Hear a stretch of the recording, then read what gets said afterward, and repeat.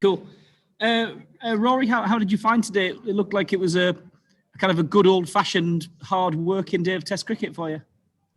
Yeah, pretty much spot on. I think it was exactly that. I think the pitch is slightly too paced.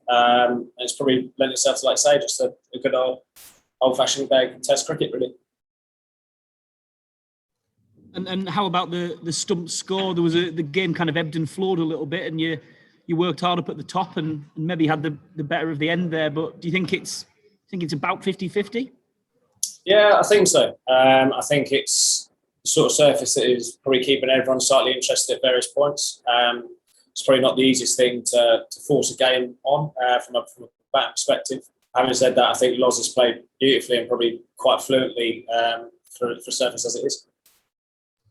Obviously, Rory, centuries are not easy to come by in Test cricket. Had you started to think about getting sort of backing up and getting 2 in a row? Yeah, it'd been nice, wouldn't it? Obviously, fell slightly short today, which is disappointing and probably something that was fractionally unavoidable from my point of view. But yeah, obviously, just to back up, the runs at Lords with another good score from a personal standpoint, I'm pretty happy. Did today feel kind of as fluent as you felt in Test cricket? You sort of seemed to be nailing drives and pulls and things like that, which it maybe looked a little bit easier today for you than it did at Lords at times.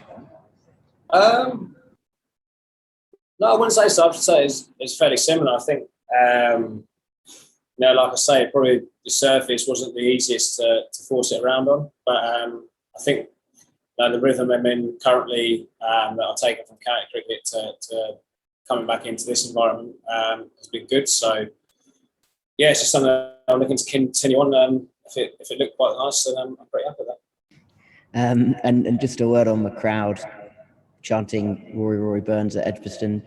Feel familiar? Yeah, fractionally disappointing to not get it home and hear it sung a little bit louder. But yeah, I think it's brilliant, isn't it? The Hollies is pretty impressive as a stand, probably as good as it gets, definitely in this country, potentially in world cricket. So yeah, the atmosphere they create was brilliant. Just on a slightly different note, James Bracey's had a sort of complicated start to Test cricket with a couple of ducks. What as a senior player, what do you kind of say to a guy who's experiencing that and the sort of glare and spotlight that comes with it? What are your words to him, I suppose? It's going to be another opportunity, I suppose, and that's all you can ask for. And you've got to try and take it as best as you can next time you get one. Brace is experienced in first-class cricket. He'd have had things like this before, and things wouldn't have gone from spot on. He's used to batting up the top of the order. He's a very fine player, so it's just more getting around him, giving him the support he needs, and then letting him go out there and enjoy himself. Cheers. Okay, we've got Lawrence and then Dean. Hi, Rory. Just wondered how easy or not it was for the whole team to move on from the issues of the last few days and sort of clear your minds ahead of a sort of must-win game.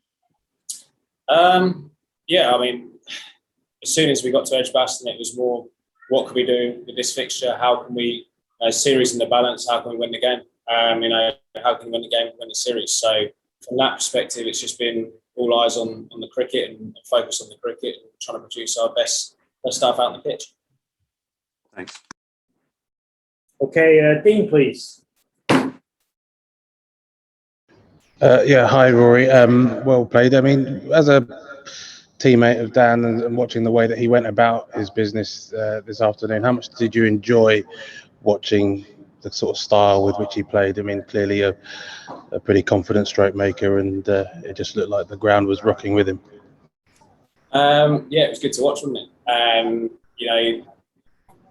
For guys people that haven't seen Loz that much, they probably think that he does things in slightly, I suppose. I'm not going to tell him that because I get told that, but in a different manner, and he enjoys it. Oh, no, good one, say it. I don't want to tag him with the same thing. So he enjoys his flair, and some of his shot making, like you say, was brilliant today. I think I was watching it inside, and I said to Siv, he almost hit like this punchy sort of cover drive thing, and it was actually a dot, but I was just like, what a shot that is. And it's how he played there and how he managed to be so fluent on that type of surface, I think was really impressive.